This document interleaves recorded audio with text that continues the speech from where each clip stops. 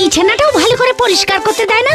ঝাঁটা লাগবে নাকি পাশ বালিশের গায়ে, সাত করে আবার নাম রেখেছে মাধব। যত সব। কি তুমি আমার মাধবের গায়ে ঝাঁটা লাগালে? হ্যাঁ, ওই নোংরা ঝাঁটাটা। মাধব মাধব, ওর গায়ে যে হাত দেবে তার মাথা মুড়ো সব ভাঙবো। কি বললে? মাথা মুড়ো সব ভাঙবে? তবে থাকো তোমার সাধের পাশ বালিশ নিয়ে। আমি আজই ছেলেকে নিয়ে চললুম বাপের বাড়ি। হ্যাঁ, সে যাও, কিন্তু কবে ফিরবে দেওয়ালে লিখে রেখে যেও। কাজ কলা, আর আমি ফিরি না ফিরি তোমার মাধবকে আমি দেখে নেব। ওর ভুঁড়ি ফাঁসিয়ে ওই তুলো আমি চুলোয় পাঠাবো। তোমাকে আমি পুলিশে দেব। অ্যাটেম্পট টু মার্ডার, হুমকি, সাইকোপ্যাথিক বিহেভিয়ার, কনস্পিরেসি, যাবজ্জীবন, দ্বীপান্তর, সেলুলার জেল। তোমার পায়ে আমি শিকল পরিয়ে 498 মানে মানে একবার চেষ্টা করেই দেখো না। বধূ নির্যাতন কেসে ফাঁসিয়ে পুলিশের হুড়ুম যদি না খাইয়েছি তো আমি তোমার বউ নই, এই বলে দিলুম। না, তুমি আমার বউই বটে, তবে তুমি আমার পাশ বালিশের সুতো ছুঁতে পারবে না। দেখা যাবে। হ্যাঁ হ্যাঁ, দেখা যাবে। মর মর মর, পাশ বালিশ তুই মর মর, তোর গায়ে ঝাড় পোকা হোক, তো সবগুলো বেরিয়ে যাক। তুই আমার স্বামীকে বশ করেছিস। ফের ফের বাজে কথা বলছো কিন্তু। বাজে কথা? ওই পাশ বালিশ তোমায় এমন বশ করেছে যে তুমি আমাকেও ছাড়তে পারো। এই শোনো, তোমার ওই পাশ বালিশের জন্য আজ বাড়ি থেকে চলে যাচ্ছি, আর বলে যাচ্ছি তোমার ওই পাশ বালিশও থাকবে না তোমার কাছে।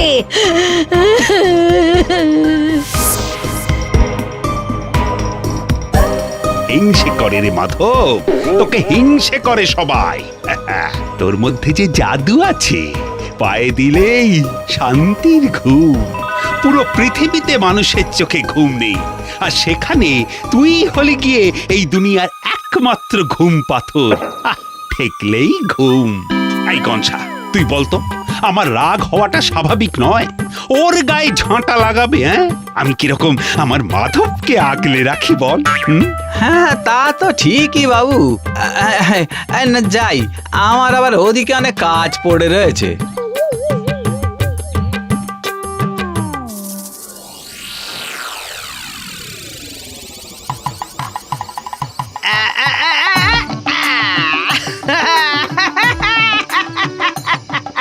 কই হে হরিমাধব, এবার ঠেকাও দেখি আমার রুইতনের টেক্কাকে।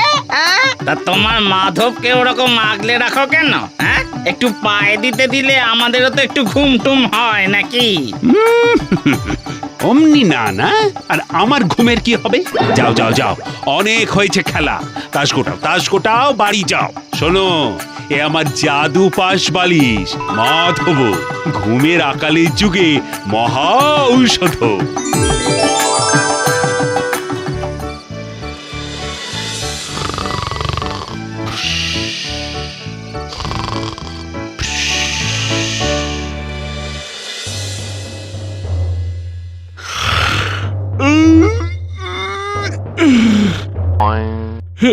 কি আমার মাধব কই? গনসা, এই গনসা, গনসা। হ্যাঁ বাবু। আই, আমার মাধব কই? বউটা নিয়ে পালালো না তো? ওই দেখো, আরে গিন্নি মা তো কাল সকালেই চলে গেছে। তাও ঠিক, তাও ঠিক। আপনি তো বাবু মাধবকে একেবারে সে পায়েতে জড়িয়ে একদম জাপটে জুপটে লেপটে লুপটে শুয়ে থাকেন। কি করে যে কি হয়ে গেল বাবু? কনসারে, এখন ভেঙে পড়বার সময় নয়। তুই এক্ষুনি বড়বাবুকে তলব দে।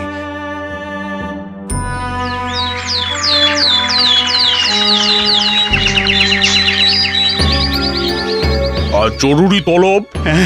আমার যে সর্বনাশ হয়ে গেছে। কি হয়েছে? আমার সাধের ঘুম চুরি হয়েছে। ঘুম আবার কি করে চুরি হবে? ওরে গনসা, বুঝিয়ে বল না বিষয়টা। আগে ব্যাপারটা হচ্ছে বাবু, আমার বাবুর একটা জাদু পাশ বালিশ ছিল, যাতে পা দিলেই আপনি ঘুমিয়ে পড়বেন। বাবু সারাক্ষণ সেটালে চোখে চোখে রাখতো, আর সকাল থেকে সে পাশ বালিশটা উধাও। পাশ বালিশের চুরির জন্য বাড়িতে ডাকলেন? আরে যে কোনো একটা পাশ বালিশ বানিয়ে নিলেই তো হলো। শুনুন, ঘুম নয়, আপনার মাথার বুদ্ধি চুরি হয়েছে। বাবু বাবু বলছি, আমি কি একবার দেখবো, মানে গ্রামটা ঘুরে দেখবো, যদি কোথাও পেয়ে যাই। আহ, এটা জিজ্ঞেস করছিস আবার? দৌড়ে যা, আমার মাধবকে নিয়ে আয় গনসা। বাবু, ও বাবু, দুটো মুখে দিন না।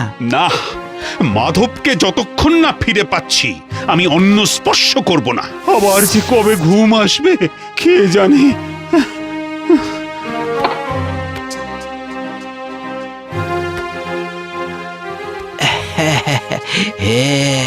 এই একে দিয়ে একটা বালিশ বানিয়ে বাবুকে দিলে বাবু খুব খুশি হবেন।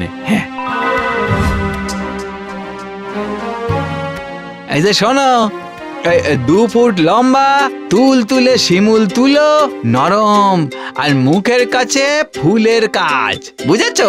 এইবার বানিয়ে ফেলো দেখি ঝটপট।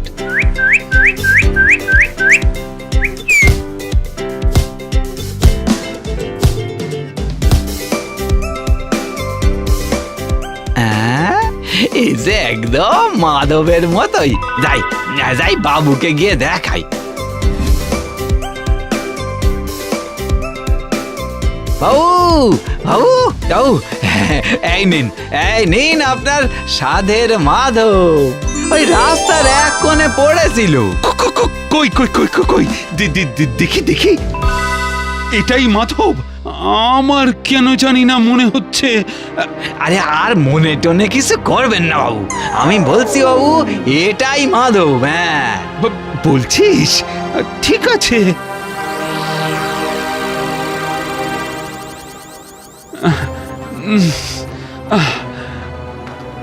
না, ঘুমই আসছে না। না না না, এ বেটা আসল মাধব নয়। না না না না, কিছুতেই না। কনসা, এই কনসা, কনসা!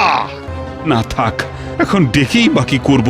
এখন এখন আকাশের তারাই গুনি, যদি ঘুম আসে।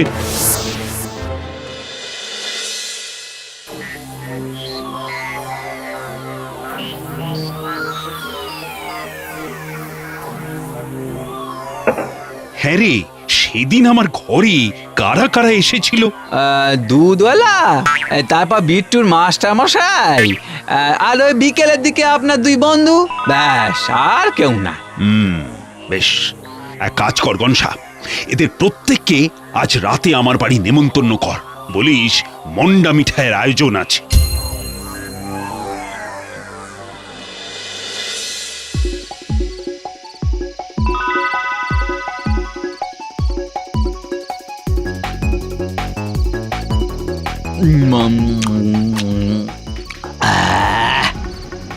বাবু, আজ যে এত দুঃখের মধ্যে আপনি এরকম ভাবে খাওয়াবেন, এ আপনার বুকের পাটা আছে বাবু। শুধু খাওয়ানোই নয়, আজ তোমরা এখানে ঘুমিয়েও না, কাল সকালে একদম খেয়ে দেই যাবে। এ তো উত্তম প্রস্তাব। বেশ বেশ। কনসা, একই যাত্রায় পৃথক ফল কেন? তুইও এখানে শো না আমাদের সাথে। এইখানে কেন বাবু? আমি চাকর বাকর মানুষ, আমি আমার ঘরেতেই শুই। কনসা, আরে তুই যা আমার বাড়িরই একজন। আচ্ছা, তাহলে এখানেই শুই।